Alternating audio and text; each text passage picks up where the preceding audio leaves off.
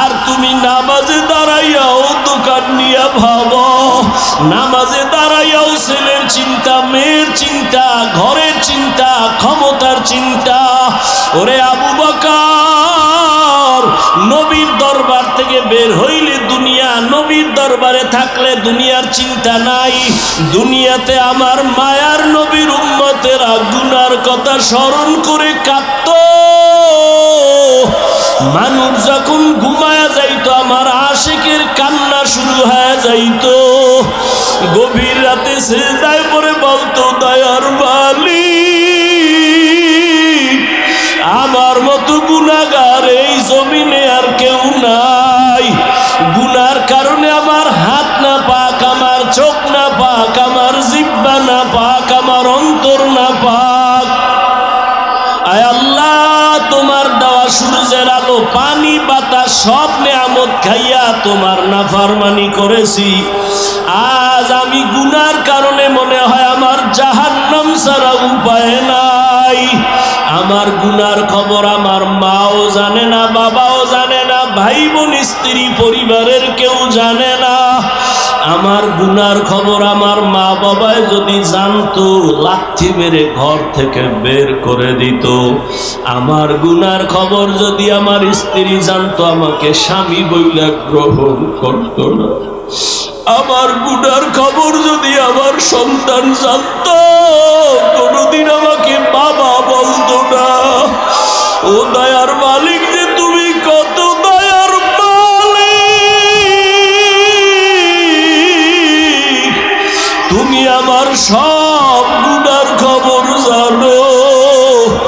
ও আল্লাহ, এ যুবকের আমার মাওলারে ডাক দে, দুই ফোঁটা চোখের পানি ছাড়, আর গুনার কত স্মরণ করে ক্ষমা চাও। আর আল্লাহরে বলো, আমার মাওলা যে কেমন দয়ার মাওলা। ওরে দরওয়াজা জানালা বন্ধ করে মোবাইলে তারা যে গুনাহ করেছ, ওই দরওয়াজা জানালার ভেতরের গুনার খবর মাও জানে না, বাবাও জানে না। ওরে আমার মাওলারে ফাঁকি দিতে পারো নাই রে বাবা। আরে তোমার গুনার খবর যদি মা জানতো, ঘর থেকে বের করে দিত। কিন্তু আমার মাওলা যে কেমন দয়ার মালিক, গুনাহ করছি দেখছি, এরপরও ঘরের থেকে বের করে দেয় নাই, সম্মানের চেয়ার থেকে ফালাইয়া দেয় নাই। ও আল্লাহর বান্দারা, আজকে বাড়ি পাইছো, গাড়ি পাইছো, সন্তান, বিবি, পরিবার, ক্ষমতা সবই পাইলা, কিন্তু আজকে যেইগুলি পাইয়া পাগল, চিন্তা করে দেখছো এগুলি কিছুই তোমার আমার আপন না। ওরে আজরাইল আইসা যখন রুহু দইরা টান মারবে, ওরে তোমার আপন মা বাবা তোমারে ফেলে দিবে, আর ঘরে ঢুকাইবে না। সাদা কাপড়ের প্যাকেট বানাইয়া কবরের দেশে পাঠাইয়া দিবে। এতদিন যে মা বাবার জন্য এত পাগল হইলাম, কেউ আমার সাথে যাবে না। আমি আস্তে আস্তে দেখি আমার বন্ধু নাই, আমার পাশের লোকগুলো সব আলাদা হয়ে গেল। এক পর্যায়ে আবার সাদা কাপড়ে পেঁচাইয়া আমারে বাদ বাগানে নিয়ে রওয়ানা। ওই কবরে অন্ধকার ঘর, বাতি নাই, কোনো সাথী নাই। ওই কবরে পাড়াইয়া পাড়াইয়া মাটি দিয়া সবাই চলে গেল, আমি এখন একা।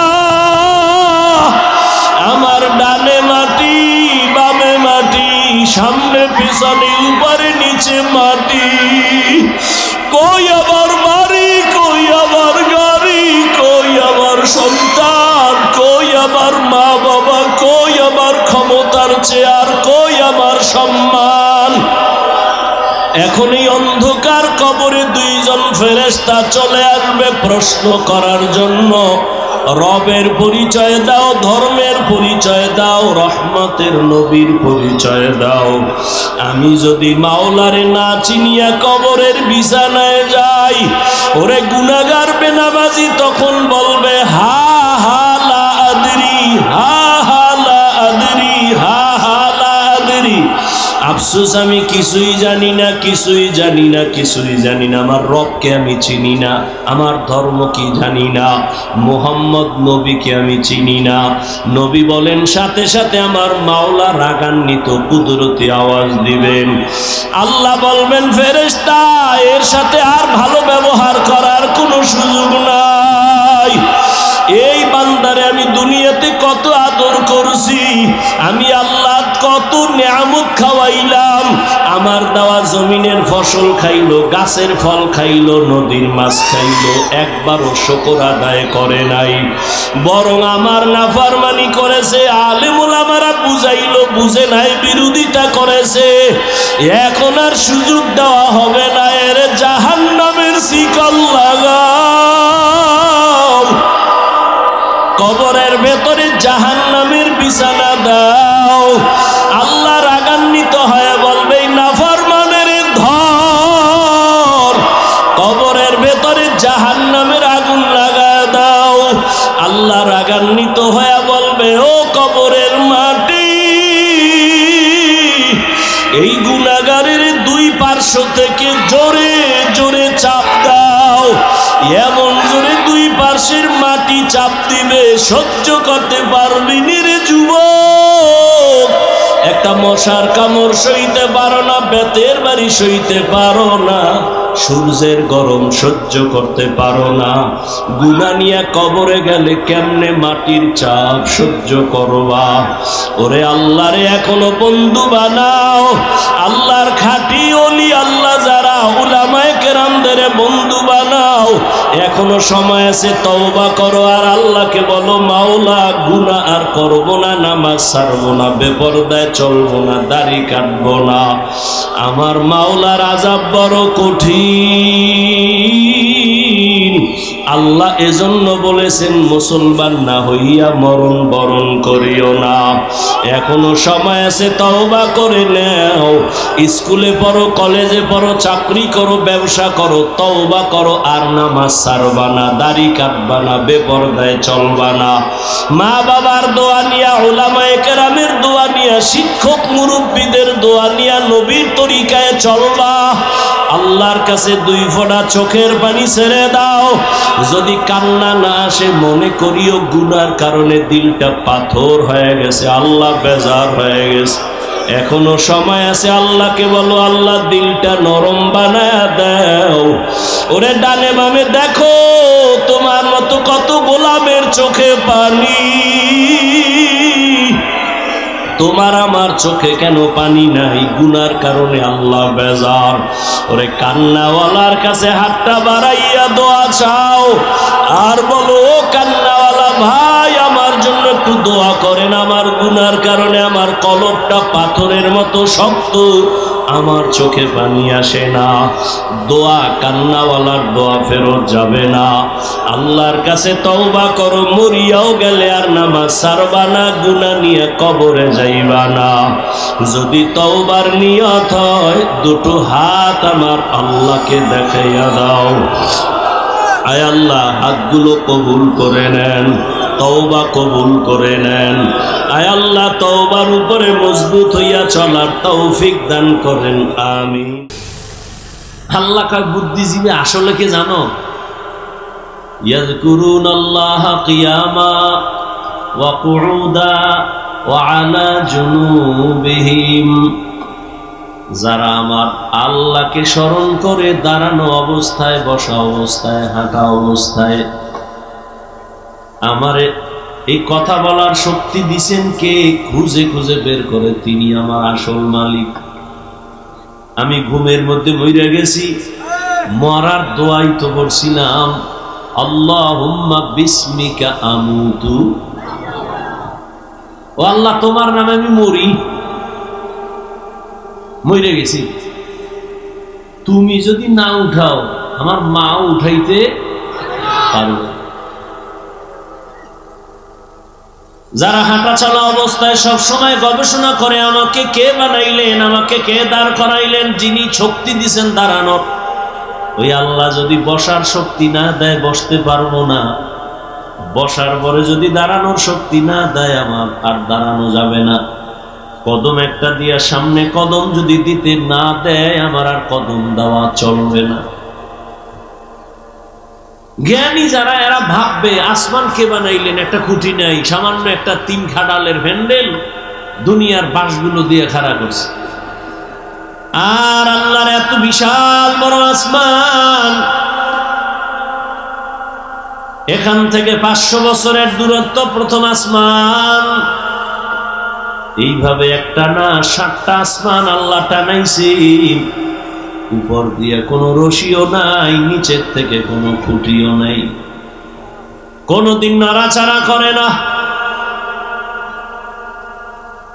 এইভাবে বিনা খুঁটিতে এত সুন্দর নীল আকাশ কে টানায় রাখছেন? যারা জ্ঞানী তারা ভাবে এর পেছনে একজন মিস্ত্রি আছে, মালিক আছে। এই মালিকের এত চিনলাম না। বলখের বাদশা ইব্রাহিম ইবনে আদহাম মখমলের চাদরে আরামে ঘুমায়, হঠাৎ খবর শুনতেছে কে যেন ঠক ঠক করে আওয়াজ দেয় তার ঘুমের ছাদের উপরে, ঘুমের বিছানার উপরে। প্রহরীরে ডাক দিয়া বলে, কে আওয়াজ দিল? কয় দেখি না তো কেউ রে। কয় আমি তো শুনলাম হাটে, কোনো আওয়াজ নাই। কে এমন সুন্দর আওয়াজ দিয়ে আবার চলে গেল? একজনে গাইবি আওয়াজ দিয়ে কইতেছে, আমি আমার হারানো একটা ঘোড়া তালাশ করতে আইছি তোমার ছাদে। হারানো ঘোড়া কি ছাদে পাওয়া যায়? আল্লাহ আল্লাহদের একটা কথার মধ্যে অনেক কিছু ঢুকানো। আল্লাহ হেদায়েতের দরজা খুলতেছেন তো একটা বাহানা, একটা কৌশল অবলম্বন করছে। কাই বোকা, ছাদের উপর কি ঘোড়া পাওয়া যায়নি? বোকা তো তুমি। বলখের বাদশা ইব্রাহিম ইবনে আদহাম চমকে উঠে বসে গেলেন। এত বড় দুঃসাহস কার যে আমাকে বোকা বলল? এত বিশাল রাষ্ট্রের আমি মালিক, আমার কথায় পুরো দেশ চলে, আমাকে বোকা বলল কেন? বোকা বইলা কয়, আমি বোকা না তুমি বোকা। আমি যদি ছাদের উপরে ঘোড়া না পাই, তুমিও সুন্দর মখমলের বিছানায় ঘুমাইয়া তোমার মালিকের পাইবা না।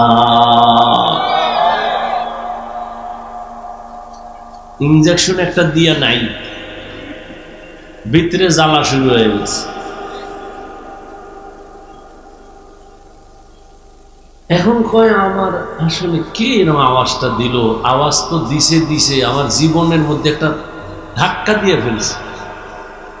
ভাবতেছে, জ্ঞানী মানুষ তো ভাবতেছে, ভাবতে ভাবতে ভাবতে ভাবতে মানুষ জমিনে বসে ভাবতে ভাবতে খালি উপরে উঠে, উঠতে উঠতে উঠতে উঠতে মহাশূন্যের উপরে চলে যায়।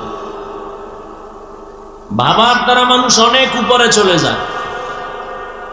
এই ভাবাটারে তরিকাতের লাইনে বলে মোরাকাবা, মুজাহাদা, মুশাহাদা।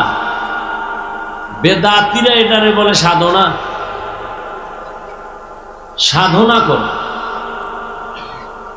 40 বছর পর্যন্ত প্রায় রসুল সাধনা করেছেন বাইতুল্লাহ থেকে দূরে গিয়া হেরা পাহাড়ের গুহায় সাধনা করেছেন। এখন আপনার কাছে প্রশ্ন আমার, বাইতুল্লাহর দাম বেশি না হেরা পাহাড়ের দাম বেশি? বুঝেন না, বুঝলে জবাব দিবেন না, চুপ থাকবেন। উল্টা পাল্টা বললে ইমানের ঘাটতি হবে। বাইতুল্লাহর দাম বেশি না হেরা পাহাড়ের দাম বেশি? বাইতুল্লাহ। কোরআনের আয়াত দিয়া তো বাইতুল্লাহর দাম আল্লাহ বলেছেন, ইন্না আউওয়ালা বাইতিন মুযিআ লিন-নাসি লাল্লাযী বিবাক্কাতা মুবারাকাও ওয়া হুদা মুবারাকাও ওয়া হুদাল লিল আলামিন।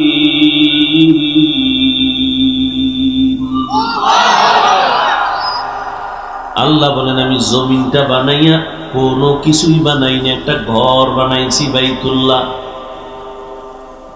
মক্কা নগরীর মধ্যে ঘর আমি আল্লাহ হেদায়াতের জন্য বানাইছি, ইবাদতের জন্য বানাইছি।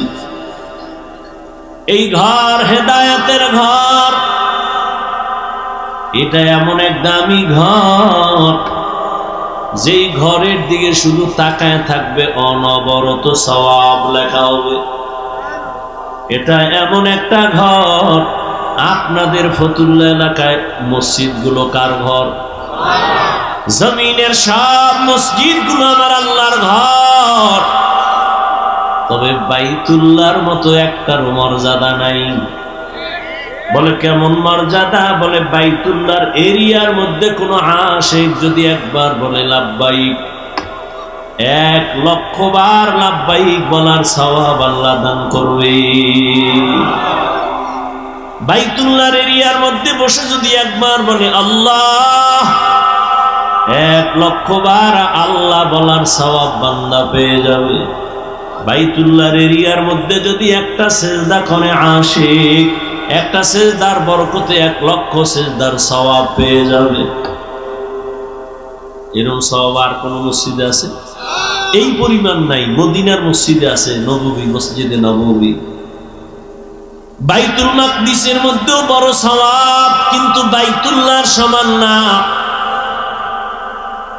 সবই তো আল্লাহর ঘর, কিন্তু বাইতুল্লাহর সমান ঘর তো সব ঘর না। ফতুল্লাহর এই মাঠে সবাই তো মানুষ, কিন্তু সবাই আল্লাহর আদালতে জ্ঞানী মানুষ না। আল্লাহর আদালতে জ্ঞানী হওয়ার জন্য মেট্রিক IABA পাস করা লাগে না, মাওলানা মুফতি হওয়া লাগে না, পীর হওয়া লাগে না।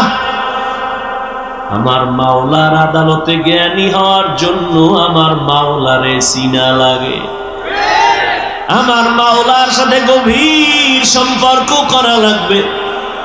এরে যুবক, বয়ান তো তুমিও কম জানো না। নামাজ পড়া ফরজ, পর্দা করা ফরজ, মা বাবার খেদমত করা ফরজ, সবই তো জানো, করো না কেন?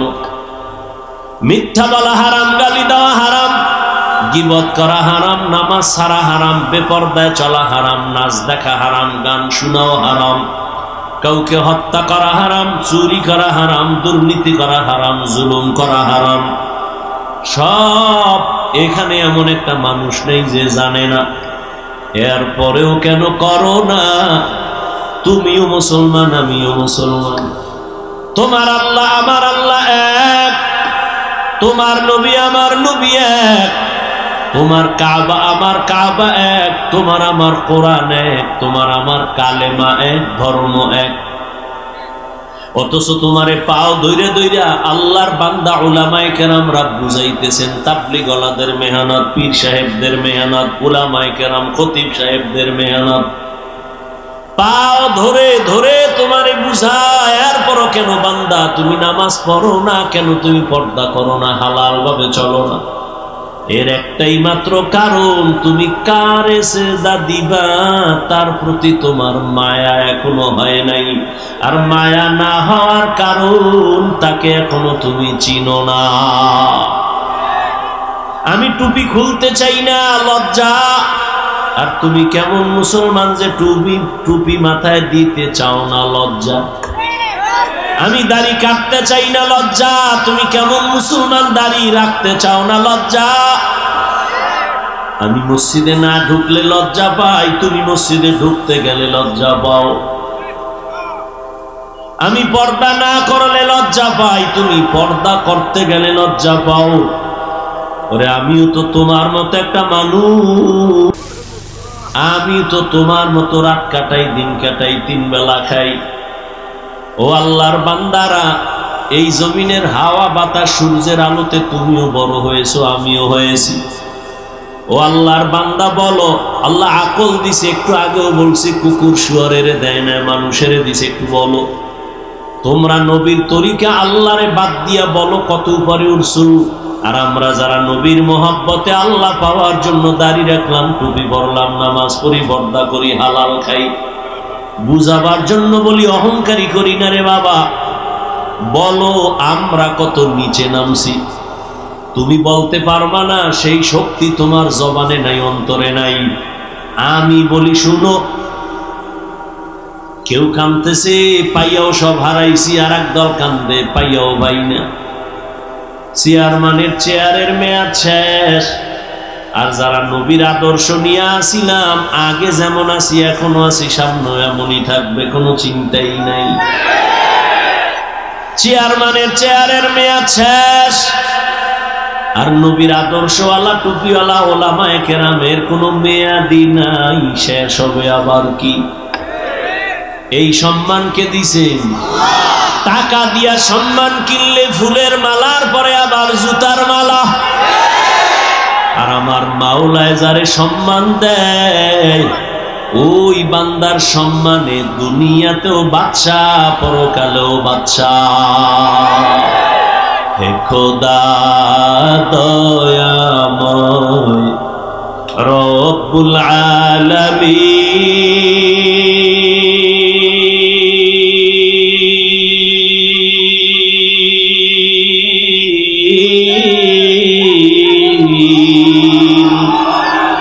জীবনে মরণে ভয় কি হবে সেই দিন।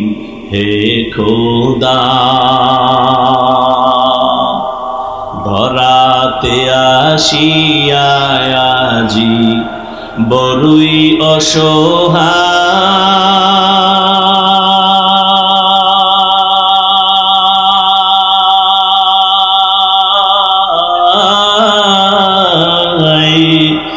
ইহকালের মায়া জালে অন্ধ যে সবাই।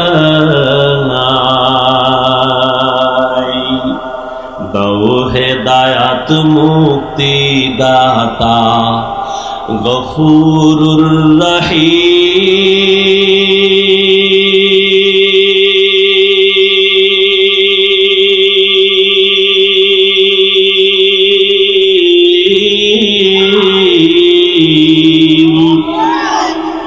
জীবনে মরণে ভয় কি হবে সেই দিন।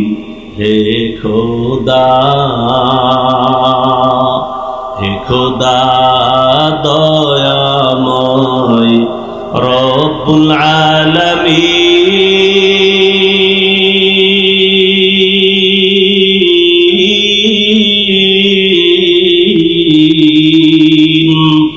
জীবনে মরণে ভয় কি হবে সেই দিন।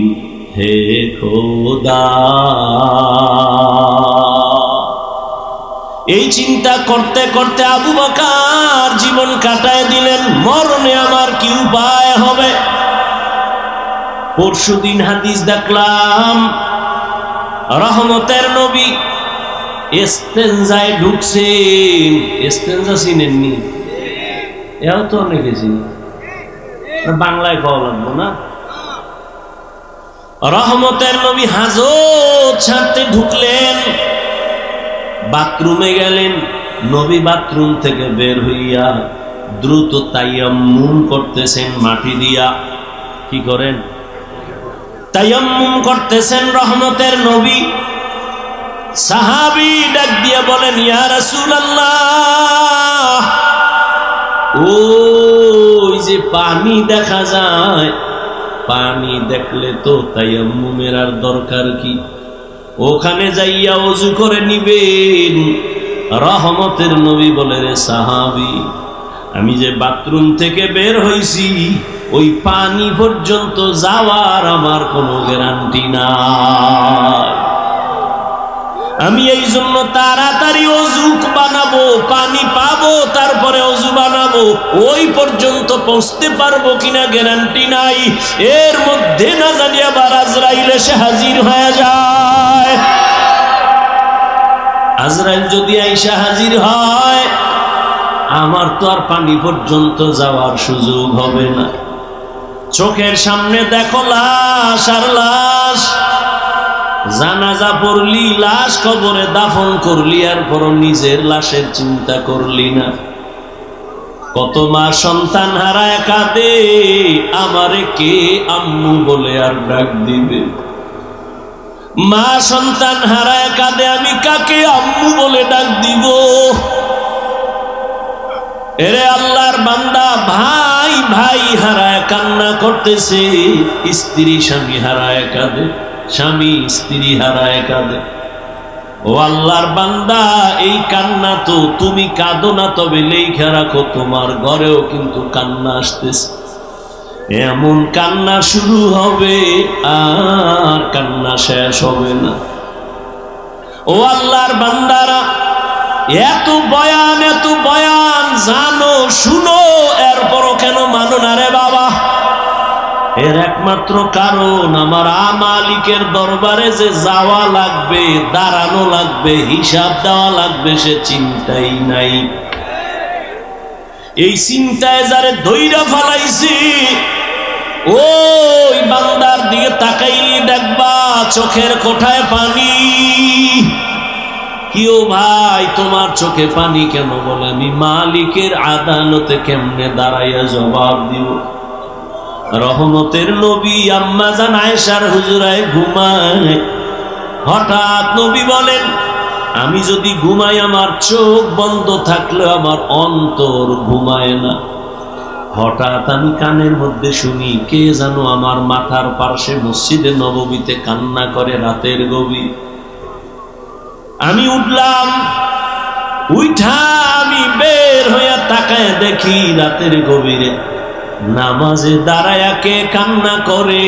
দুনিয়ার কোনো সাধারণ কেউ না, আমার কলিজার সাহাবী, জান্নাতের 1 নাম্বার সার্টিফিকেটধারী সাহাবী আবু বকর নামাজে দাঁড়ায়া দাঁড়ায়া কান্না করতেছি। আমি নবী পেছনে অপেক্ষা করতেছিলাম। নামাজে জিজ্ঞাসা করলাম, ও আবু বকর, আপনি নামাজে দাঁড়ায় কান্না করেন কেন? আবু বকর বলেন, ইয়া রাসূলুল্লাহ, আমি আল্লাহর আদালতে কেমনে দাঁড়াবো সেই ভয়।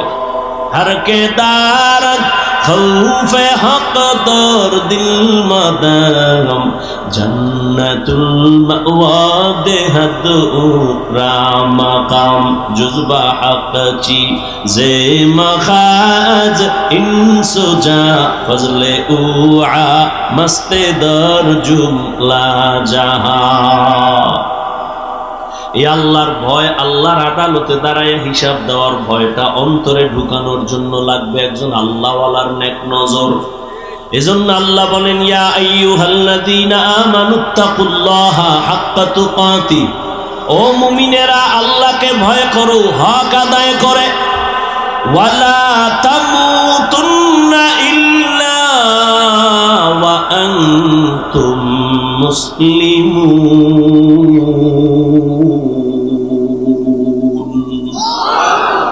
মুসলমান না হইয়া মরিও না, সাবধান। নবী বলেন, আলা কুল্লুকুম রাইন ওয়া কুল্লুকুম মাসউলুন আন রাইয়াতিহি। এই উঠেকা মোনাজাত দিয়ে দেব। মাওলায় যদি বাড়ি না নেয়, কেমনে আগে বাড়ি যাবা? মাওলায় না নিলে পারবা?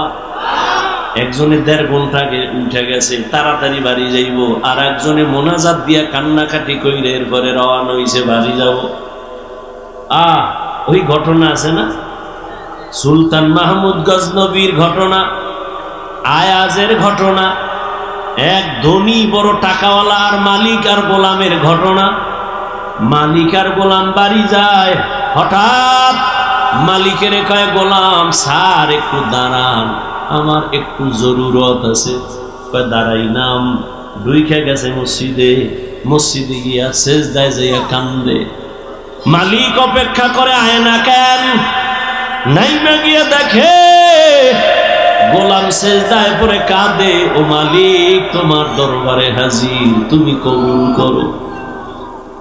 দীর্ঘ টাইম অপেক্ষা কইরা গোলাম যখন বের হইতেছে, মালিক কয়, এত দেরি কেন করলা? কয় যেই মালিক তোমারে মসজিদে ঢুকায় না ওই মালিক আমারে যেন কেমন বের হইতে দেয় না। মাছ পানি ছাড়া ভাল লাগে না, মাছ পানি পাইলে মনে করে আমার জীবন। আরে আমার মাওলা পাকের যারা আশিক, আল্লাহর মোহাব্বতের যারা গোলাম, ওরা দুনিয়ার রং তামাশায় কইরে গেলে ভাল লাগে না। কখন জিকিরের ময়দানে ঢুকবে, কখন একটু আলেমের কাছে যাবে, কখন একটু কোরআনের তেলাওয়াতের আওয়াজ অন্তরে নিবে, কখন একটু জায়নামাজে দাঁড়াবে, কখন আমার মাওলাকে একটু মায়া কইরা ডাকবে, ও আল্লাহ। আরে আমার মাওলারে ডাকলেই তো বান্দা এত খুশি, আল্লাহর মোহাব্বত অন্তরে জমা হয়ে যায়। হানজালা নবীর সাহাবী, ঘটনা আপনারা নাম শুনছেন। হানজালা রহমতের নবীর বড় আশিক। একদিন রাস্তায় হাঁটে আর ঘুরে আর কয় না ফাকা হানজালা, না ফাকা হানজালা, আমি হানজালা মুনাফিক হয়ে গেছি, মুনাফিক। ঘুরতে ঘুরতে দেখা ওমরের সাথে। এই হানজালা, কি চিল্লাও কেন? আমি মুনাফিক হয়ে গেছি। কয় কেন? কয় আমি নবীর কাছে যখন থাকি তখন আমার অন্তর এমন যে আমি আর কোনো দুনিয়ায় নাই, এখন আমি আমার মালিকের নজরে বসে আছি, দরবারের রেসালাতের সামনে আছি। এখন আমার ছেলের চিন্তা নাই, মেয়ের চিন্তা নাই, বাড়ির চিন্তা নাই, গাড়ির চিন্তা নাই, টাকার চিন্তা নাই, ক্ষমতার চিন্তা নাই। এখন আমার চিন্তা আমি একজনারে পাইছি, আমার নবী। আমি ওই নবীর হাত ধরে আমার মালিকের একটু কেমনে দেখবো, যেই নবীর চেহারা এত সুন্দর, একটা নজর নবীর চেহারা দিয়ে তাকাইলে পেটের ক্ষুধা থাকে না। মায়ার নবী এত সুন্দর, আমার মাওলায়ারে এত সুন্দর কইরা বানাইছেন, ওই মালিক আমার আল্লাহ না জানি কত সুন্দর। এত সুন্দর আসমান যিনি বানাইছেন তিনি কত সুন্দর, এত সুন্দর কণ্ঠ যিনি দান করছেন তিনি না জানি কত সুন্দর, এত সুন্দর রঙের ফুল বাগান সাজাইছেন তিনি কত সুন্দর। ওরে যারা মাওলার আশিক ওরা ভাবে আর খুঁজে আমার মালিক, আমার আল্লাহরে আমি তো এখনো পাইলাম না। ফুলের ঘেরান পাইলাম, কে বানাইলেন তারে তো পাইলাম না। ওরে আল্লাহর মোহাব্বত যার অন্তরে জমা হয়ে গেছে সে একবার আমার মাওলারে দেখার জন্য পাগল। হানজালা বলে আমি নবীর দরবারে থাকলে আমার অন্তর থাকে একরকম, আমি নবীর দরবারের বাইরে গেলে তখন আবার অন্তর দুনিয়ামুখী হয়ে যায়। আমার ছেলে, আমার বাড়ি, আমার গাড়ি, আমার টাকা, আমার পয়সা, আমার ক্ষমতা, আমার চেয়ার, এই সব আমার অন্তর আইসা জমা হয়, আমি মুনাফিক হয়ে গেছি। ওমর কয় তো এই অবস্থা তো আমারও হয়। নবীর দরবারে থাকলে দুনিয়ার কোনো চিন্তা নাই, আবার যখন নবীর দরবার থেকে বাইর হইয়া যায় তখন আবার দুনিয়া আমারে পেয়ে ফেলে, দুনিয়া দুনিয়া আমাকে গ্রাস করে ফেলে, দুনিয়ার চিন্তা, ছেলের চিন্তা, মেয়ের চিন্তা আমাকে গ্রাস করে ফেলে। এবার কথা চলো নবীর দরবারে চলো, সমাধান নেই। দোনোজনে যায়, মুনাফিক হয়ে গেছে। ওমরও কয় আমি মুনাফিক হয়ে গেছি, হানজালাও কয় আমি মুনাফিক হয়ে গেছি। হঠাৎ আবু বকর সিদ্দিক রাদিয়াল্লাহু তাআলা আনহুর সামনে দাঁড়ানো। এই ওমর তুমি চিল্লাও কেন? কয় মুনাফিক হয়ে গেছি। হানজালাও কয় মুনাফিক হয়ে গেছি। কারণটা কি? বলে এই কারণ, নবীজির দরবারে যখন থাকি মনে হয় যেন দুনিয়াতে আমার আর কিছু নেই, নবী আমার কলিজা। আমি নবীর হাত লাগাই আমার মালিক আল্লাহর সঙ্গে মোলাকাত করব। কিন্তু নবীর দরওয়াজা থেকে বের হইলে তখন আবার ঢুইকা যায় ছেলে, মেয়ে, স্ত্রী, পরিবার, দুনিয়ার চিন্তা। আবু বকর কয় অবস্থা তো আমারও, মনে হয় আমিও মুনাফিক হয়ে গেছি। আমার মাওলার ভয়, আর তুমি নামাজে দাঁড়াইয়াও দোকান নিয়ে ভাবো নামাজে দাঁড়াইয়াও ছেলের চিন্তা, মেয়ের চিন্তা, ঘরের চিন্তা, ক্ষমতার চিন্তা। ওরে আবু বকর, নবীর দরবার থেকে বের হইলে দুনিয়া, নবীর দরবারে থাকলে দুনিয়ার চিন্তা নাই। এরপরও ভয়, কান্নার আওয়াজ। আর তোমার আমার তো নামাজের মধ্যেও দুনিয়া ঢুকানো, জিকিরের মধ্যেও দুনিয়া ঢুকানো।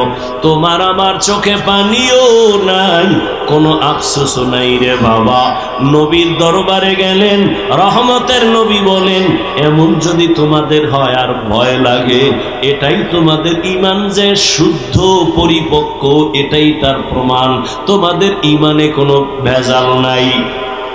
এরে নবীরা আশেক ইব্রাহিম ইবনে আদহাম পাগলের মতো হয়ে গেল। কে আমাকে বোকা বলল? ঠিকই তো, আমার ওয়ার্ডারে বলখের মানুষগুলো দাঁড়ায় আর বসে, কিন্তু আমি তো একবারও চিন্তা করলাম না এই যে সূর্যটা উঠছে পূর্ব দিগন্তে, এই সূর্য তো আমার অর্ডারে উঠেও না, আমার অর্ডারে ডুবেও না। রাতের বেলা আকাশে চাঁদের আলো, আমার অর্ডারে চাঁদ উঠেও না, ডুবেও না। তাহলে এর পেছনে তো একজন মালিক আছে, নাই? ওই মালিকের তালাশ করছনি? এরে আল্লাহর বান্দা, তোমারে কেউ হাদিয়া পাঠাইছে, কে পাঠাইছে তার পরিচয় নাও। মোলাকাতের জন্য পাগল, দেখা করলে মনে হয় আরো হাদিয়া দিবে। যেই মাওলায় তোমারে আমারে মানুষ বানাইছেন, কুকুর বানান নাই, শুকার বানান নাই, আবার আখিরি নবীর উম্মত বানাইছে, এত সুন্দর জীবন আমাকে দান করছেন। আমার মতোই তো কত মানুষ। ওই যাও ডিআইটি মসজিদের বারান্দায় যাও, বাইতুল মুকাররমে জুমার দিন গিয়া দেখো, পাও নাই, ভিক্ষা করে। দুইটা চোখের পাওয়ার নাই, বলে আমি অন্ধ, আমারে কিছু ভিক্ষা দাও। আমার মাওলায় যদি তোরে অন্ধ বানাইতেন রে যুবক, বল সারা রাত মোবাইলে নাচ গান কেমনে দেখতি? আমার মাওলায় যদি অন্ধ বানাইতেন, কে তোরে চক্ষু দান করত? আমার মাওলায় যদি তোরে বধির বানাইতেন, কে তোরে আর সুস্থ করত? কত মানুষ সুস্থ ছিল, হঠাৎ কইরা জ্বর আসছে, বিছানায় পড়ে একটা সাইট নষ্ট হয়ে গেছে, বিছানার থেকে এখন আর উঠতে পারে না, কণ্ঠ শেষ, জীবনটাই অর্ধেক হয়ে গেছে। এখন ছেলেও ভালো জানে না, মেয়েও ভালো জানে না। ও আমার ফতুল্লাহ এলাকার মুসলমান বাবারা, ও বৃদ্ধ বাবাজি, ও যুবক, একটু চিন্তা করো বাবা। আমরা নবীর আদর্শ মানতে গিয়া কই আমগো তো না খাইয়া কেউ মরি নাই, সম্মান কমে নাই। আমি তোমাকে বলি না আমগো মতো হুজুর হয়ে যাও, একবারও বলি না রে বাবা। বরং তুমি স্কুলে পড়ো আলহামদুলিল্লাহ, কলেজে পড়ো, চাকরি করো, ব্যবসা করো আলহামদুলিল্লাহ, তবে ওখানে থাইকেই তুমি আমার মালিকের সাথে একটা লাইন লাগাও, ওখানে থাইকা নামাজের সেজদা দাও। চাকরি করিয়াও কি তোমার মতো নামাজি নাই? ব্যবসা করে নামাজ ছাড়ে না এরকম জেনারেল লাইনের মানুষ কি নাই? তোমার মতো যুবক রাস্তায় গাড়ি চালায়, এক বেলার নামাজও ছাড়ে না, দাড়িও কাটে না। বলো বাবা তুমি কেন পারো না? তোমার মতো কত যুবক নদীর মধ্যে মাছ ধরে, নামাজ ছাড়ে না, বলো তুমি কেন পারো না? তোমার মতো যুবক স্কুল কলেজে পড়িয়াও নামাজ ছাড়ে না, বলো তুমি কেন পারো না? আসলে কি তোমার কপাল পুড়িয়া গেছে, নাকি কোরআন হাদিস মিথ্যা মনে করেছো? যদি বলো হ্যাঁ, তো একটা ভুল কোরআন থেকে বের করে দাও, আমিও দাড়িটা কেটে ফেলি, নামাজ বন্ধ করে দেই। যদি কোরআনে ভুল হয় সবই ভুল, আল্লাহ ভুল। আর যদি বলো না আল্লাহর কোরআন সত্য, তো আল্লাহ আছেন সত্য। গুনাহ নিয়ে কবরে গেলে আযাব হবে, তাও সত্য। নেক আমল নিয়ে যদি যাও জান্নাত পাইবা, তাও সত্য। আল্লাহর কোরআন মিথ্যা না সত্য? ওই কোরআনে জান্নাতের বয়ান আসেনি, ওই কোরআনে জাহান্নামের বয়ান আসেনি। কে জান্নাতে যাবে, কে জাহান্নামে যাবে আল্লাহ তাও বলেছেন। মনটাকে শুধু বুঝাইও, হাফিজুর রহমান ভাই তো আমাদেরকে হুজুর হওয়ার জন্য তাকিদ দেয় নাই, হাফিজ ভাই তো কওমি মাদ্রাসায় যাইতে বলে নাই, হাফিজুর রহমান তো তাবলিগ না গেলে জাহান্নামে যাবা বলে নাই। কি বলছে? স্কুলে পড়লেও নামাজ ছাড়া যাবে না, স্কুলে পড়িয়াও তো আমার মতো যুবক নামাজ পড়ে, আমি কেন পারি না? আমার মতো যুবক চাকরি করে নামাজ পড়ে, আমি কেন পারি না? আমার মতো যুবক ব্যবসা করে নামাজ পড়ে, আমি কেন পারি না? আমার কপাল বুঝি খারাপ, গুনার কারণে আল্লাহ বুঝি আমার উপরে বেজার হয়ে গেল। এখনো সময় আছে, তওবার দরজায় ফিরে আসো। আল্লাহ তাআলা বারবার ডাকে, আয়, কই যাবি বান্দা, আয়, যেদিকেই যাবি জাহান্নাম ছাড়া আর কিছুই নাই। আমার দরজাটা শান্তির আর রহমতের দরজা, তওবা কর, জীবনের সব গুনাহ মাফ করে দিব। 5 বেলার নামাজ পড়ো, মা বাবার দোয়া নাও, বেয়াদবি করিও না, শিক্ষকের দোয়া নাও, বেয়াদবি করিও না, ওলামায়ে কেরামের পরামর্শ নিয়ে নামাজ পড়ো, দাড়ি রাখো, মা বাবার দোয়া নিয়ে চলো, চাকরি করো, ব্যবসা করো, হালাল ভাবে চলো, হারাম খাইও না, কারো হক নষ্ট করিও না, কারো উপরে জুলুম করিও না। যদি এমত অবস্থায় তুমি নেক আমল নিয়ে কবরে যাইতে পারো, তোমার কবর হবে জান্নাতের বাগান। আল্লাহ তাআলা আরামের বিছানা দিবেন ফেরেশতার মাধ্যমে ঘুমানোর জন্য। আর যদি বান্দা গুনার মজা পাইয়া গুনাহ করতে করতে করতে করতে আজরাইলের হাতে ধরা খাইয়াই যাও, আজরাইল যদি আইসা দেখে তোর কানের ভেতরে গানের তার লাগানো, তুই বিছানায় শুয়া শুয়া গানের তার কানে লাগাইয়া গান শুনতেছ, আজরাইল যদি এর মধ্যে আল্লাহ পাঠায়া দেয়, অবস্থা কেমন তোমার খারাপ হয়ে যাবে। ঈমান নাই, কালেমাও তোমার জবানে আর আসবে না। নবী বলে, একটা জ্যান্ত ছাগলের চামড়া খুললে যেমন কষ্ট পায়, একটা গুনাহগার বেনামাজির রুহটা যখন আজরাইল নেয়, সেই কষ্ট শুরু হয়ে যায়। আজরাইলকে দেখে এক হাত মাশরিকে আর এক হাত মাগরিবে, পা জমিনে মাথা আসমানে, চক্ষু দুইটা বড় বড়। এখানে দেখাই গুনাহগারের কলিজার মধ্যে কম্পন শুরু হয়ে যায়। আর যেই জাহান্নাম আল্লাহ বানাইছেন, ওই গুনাহগারেরা জাহান্নামের ছবিটা দেখায়া দেয়। ও আল্লাহর বান্দা, তুমি আমি তো মানুষের কাতারেই নাই। যারা মানুষ, ওই যে আবু বকরের কথা বলতেছিলাম, রহমতের নবী, যার কোনো গুনাহ নাই, তিনিও কান্না করতেছেন আল্লাহর আদালতের হালাতের কথা চিন্তা করিয়া। আম্মা জান আয়েশা রাদিয়াল্লাহু আনহা বলেন, নবীজিকে আমি জিজ্ঞাসা করলাম, নবী আমার রুমে বৈশা কাঁদেন কেন? নবী বলেন, ও আয়েশা, হাসরের ময়দানে আমার উম্মতের কি উপায় হবে, এই চিন্তায় আমি কান্না করতেছি। আম্মাজান বলেন, ও নবী, হাসরের মাঠটা কেমন হবে? নবী বলেন, আয়েশা, এই জমিনটা হবে কিয়ামতের মাঠ, আরাফার ময়দান হবে আল্লাহর বিচারালয়, আদালত। এই দুনিয়ায় তো বড় বড় মাস্তান তো চলে গেল, আল্লাহর কোরআনের একটা ভুল বের করতে পারে নাই, নবীর একটা কথার মিথ্যা প্রমাণ করতে পারে নাই। আল্লাহর নবী বলেন, ওই হাদিস এখনো আছে, কোরআন এখনো আছে। আম্মা জান আয়েশাকে নবী বলেন, কিয়ামতের ময়দান এমন এক অবস্থা হবে, পুরা জমিনটা সমান হবে। সূর্যটা এখন তো বিজ্ঞানীরা বলে জমিন থেকে 9,30,00,000 মাইল উপরে। কিয়ামতের ময়দানে আল্লাহ অর্ডার করবে, সূর্য নিচে নেমে আয়, তোর যত মুখ আছে নিচে কর, যত তাপ আছে তাপ জমিনে ছাড়। সূর্যের তাপে জমিনটা পুরিয়া তামা হয়ে যাবে। স্বর্ণ হবে না কেন? জমিনটা পুরিয়া রূপা হবে না কেন? পিতল হবে না কেন?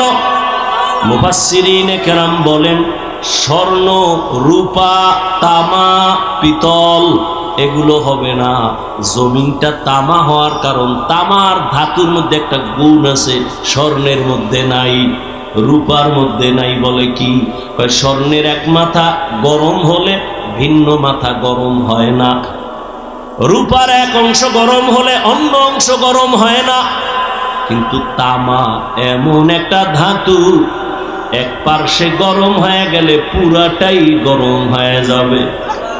আল্লাহ যখন বলবে সূর্য তুই মনের মতো তাপ দিতে পারো না, আজকে সব তাপ ছাইরে যাবে, সূর্যের এমন তাপ শুরু হয়ে যাবে, জমিনটা তামা হয়ে যাবে।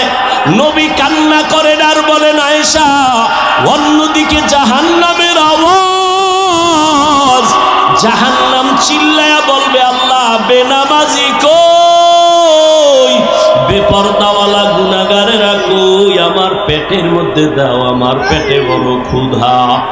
আল্লাহ বলবে জাহান্নাম একটু অপেক্ষা কর, আমি বিচারটা শেষ করে নেই, তারপরে তোর খোরাক আমি দিতেছি। নবী বলেন জাহান্নাম থামে না, তখন আল্লাহ অর্ডার দিবেন, এই ফেরেশতারা জাহান্নামের গলার মধ্যে 70,000 শিকল লাগাইয়া বাঁধো, এক একটা শিকলের গোড়ায় 70,000 ফেরেশতা ধর, ধইরা ভালো কইরা পেছন দিকে টাইনা রাখ, ও যেন আমার আদালতের দিকে আসতে না পারে। যদি আমার আদালতের দিকে আগায় আমি তো আর বিচার করতে পারবো না। জাহান্নামের আগুন এই মানুষগুলোকে পেটের মধ্যে নিয়ে নিবে।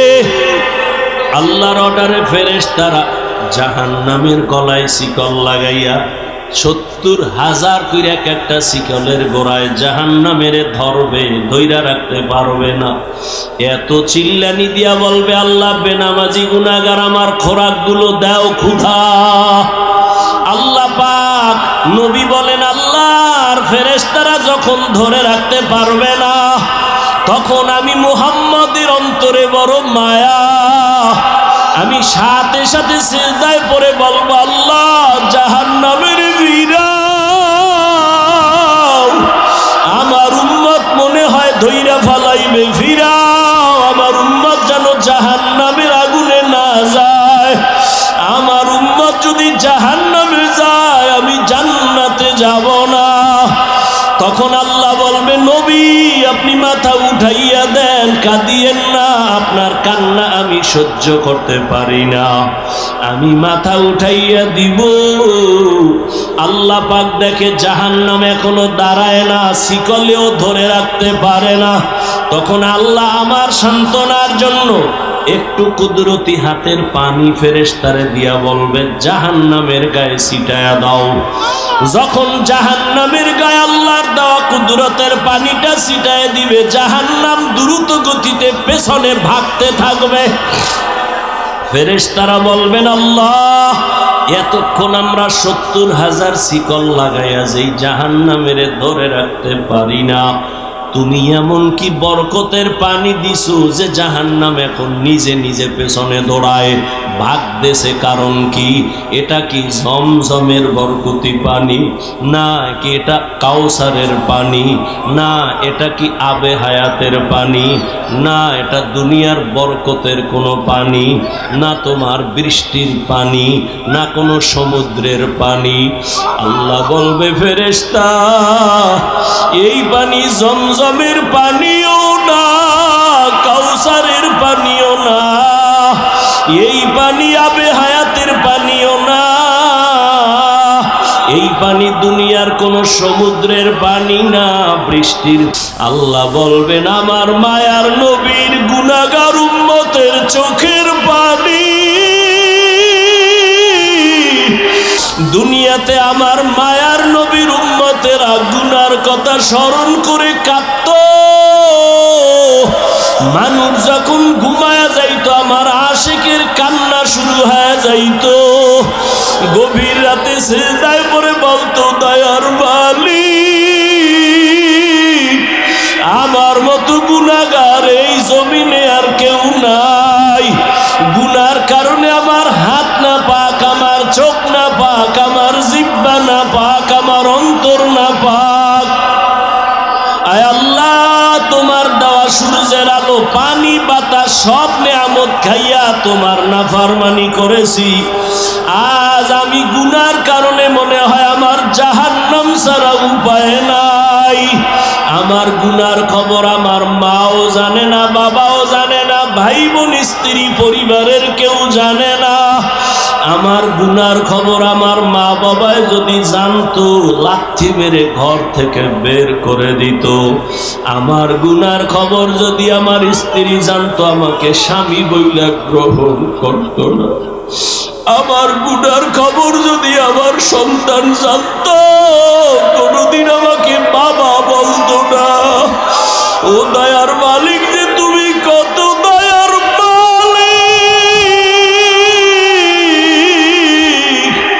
তুমি আমার সব গুনার খবর জানো। ও আল্লাহ, এ যুবকের আমার মাওলারে ডাক দে, দুই ফোঁটা চোখের পানি ছাড়, আর গুনার কত স্মরণ করে ক্ষমা চাও। আর আল্লাহরে বলো আমার মাওলা যে কেমন দয়ার মাওলা। ওরে দরওয়াজা জানালা বন্ধ করে মোবাইলে তারা যে গুনাহ করেছ, ওই দরওয়াজা জানালার ভেতরের গুনার খবর মাও জানে না, বাবাও জানে না। ওরে আমার মাওলারে ফাঁকি দিতে পারো নাই রে বাবা।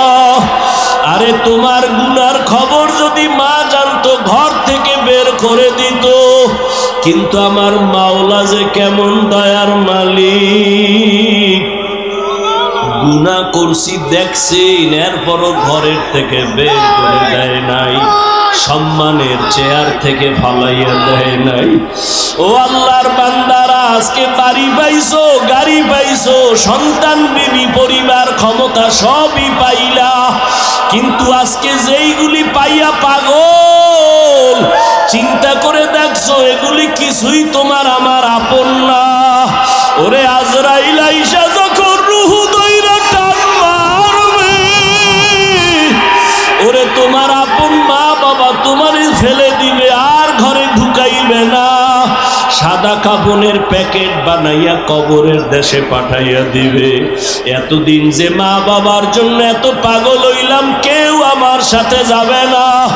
আমি আস্তে আস্তে দেখি আমার বন্ধু নাই, আমার পাশের লোকগুলো সব আলাদা হয়ে গেল। এক পর্যায়ে আবার সাদা কাপড়ে পেঁচাইয়া আমারে বাদ বাগানে নিয়ে রওয়ানা। ওই কবরে অন্ধকার ঘর, বাতি নাই, কোনো সাথী নাই। ওই কবরে পাড়াইয়া পাড়াইয়া মাটি দিয়া সবাই চলে গেল, আমি এখন একা। আমার ডানে মাটি, বামে মাটি, সামনে পিছনে উপরে নিচে মাটি। কই আমার বাড়ি, কই আমার গাড়ি, কই আমার সন্তান, কই আমার মা বাবা, কই আমার ক্ষমতার চেয়ার, কই আমার সম্মান। এখন এই অন্ধকার কবরে দুইজন ফেরেশতা চলে আসবে প্রশ্ন করার জন্য। রবের পরিচয় দাও, ধর্মের পরিচয় দাও, রহমতের নবীর পরিচয় দাও। আমি যদি মাওলারে না চিনিয়া কবরের বিছানায় যাই, ওরে গুনাহগার বেনামাজি তখন বলবে হা হা লা আদরি, হা হা লা আদরি, হা হা লা আদরি। আফসোস, আমি কিছুই জানি না, কিছুই জানি না, কিছুই জানি না। আমার রবকে আমি চিনি না, আমার ধর্ম কি জানি না, মুহাম্মদ নবীকে আমি চিনি না। নবী বলেন সাথে সাথে আমার মাওলা রাগান্বিত কুদরতি আওয়াজ দিবেন। আল্লাহ বলবেন ফেরেশতা, এর সাথে আর ভালো ব্যবহার করার কোনো সুযোগ নাই। এই বান্দারে আমি দুনিয়াতে কত আদর করছি, আমি আল্লাহ কত নিয়ামত খাওয়াইলাম। আমার দেওয়া জমিনের ফসল খাইলো, গাছের ফল খাইলো, নদীর মাছ খাইলো, একবারও শুকর আদায় করে নাই, বরং আমার নাফরমানি করেছে। আলেম ওলামারা বুঝাইলো, বুঝে নাই, বিরোধিতা করেছে। এখন আর সুযোগ দেওয়া হবে না, এর জাহান্নামের শিকল লাগাও, কবরের ভেতরে জাহান্নামের বিছানা দাও। আল্লাহ রাগান্বিত হয়ে বলবে নাফরমানের ধর, কবরের ভেতরে জাহান্নামের আগুন লাগায় দাও। আল্লাহ রাগান্বিত হয়ে বলবে ও কবরের মাটি, এই গুনাহগারের দুই পার্শ্ব থেকে জোরে এমন জোরে দুই পাশের মাটি চাপ দিবে, সহ্য করতে পারবি নি রে যুবক। একটা মশার কামড় সইতে পারো না, বেতের বাড়ি সইতে পারো না, সূর্যের গরম সহ্য করতে পারো না। গুনাহ নিয়ে কবরে গেলে কেমনে মাটির চাপ সহ্য করবা? ওরে আল্লাহরে এখনো বন্ধু বানাও। আল্লাহর খাঁটি ওলি আল্লাহ যারা, উলামায়ে কেরামদের বন্ধু বানাও। এখনো সময় আছে, তওবা করো আর আল্লাহকে বলো, মাওলা গুনাহ আর করবো না, নামাজ ছাড়বো না, বেপরদায় চলবো না, দাড়ি কাটবো না। আমার মাওলার আযাব বড় কঠিন। আল্লাহ এজন্য বলেছেন, মুসলমান না হইয়া মরণ বরণ করিও না। এখনো সময় আছে, তওবা করে নাও। স্কুলে পড়ো, কলেজে পড়ো, চাকরি করো, ব্যবসা করো, তওবা করো আর নামাজ ছাড়বা না, দাড়ি কাটবা না, বেপরদায় চলবা না। মা বাবার দোয়া নিয়া, উলামায়ে কেরামের দোয়া নিয়া, শিক্ষক মুরব্বীদের দোয়া নিয়া নবীর তরিকায় চলবা। আল্লাহর কাছে দুই ফোঁটা চোখের পানি ছেড়ে দাও। যদি কান্না না আসে, মনে করিও গুনার কারণে দিলটা পাথর হয়ে গেছে, আল্লাহ বেজার হয়ে গেছে। এখনো সময় আছে, আল্লাহকে বলো, আল্লাহ দিলটা নরম বানায় দাও। ওরে ডানে বামে দেখো, তোমার মতো কত গোলামের চোখে পানি, তোমার আমার চোখে কেন পানি নাই? গুনার কারণে আল্লাহ বেজার। ওরে কান্নাওয়ালার কাছে হাতটা বাড়াইয়া দোয়া চাও আর বলো, ও কান্নাওয়ালা ভাই, আমার জন্য একটু দোয়া করেন। আমার গুনার কারণে আমার কলবটা পাথরের মতো শক্ত, আমার চোখে পানি আসে না। দোয়া, কান্নাওয়ালার দোয়া ফেরত যাবে না। আল্লাহর কাছে তওবা করো, মরিয়াও গেলে আর নামাজ ছাড়বা না, গুনাহ নিয়ে কবরে যাইবা না। যদি তওবার নিয়ত হয়, দুটো হাত আমার আল্লাহকে দেখাইয়া দাও। আয় আল্লাহ, হাতগুলো কবুল করে নেন, তওবা কবুল করে নেন। আয় আল্লাহ, তওবার উপরে মজবুত হইয়া চলার তৌফিক দান করেন। আমিন।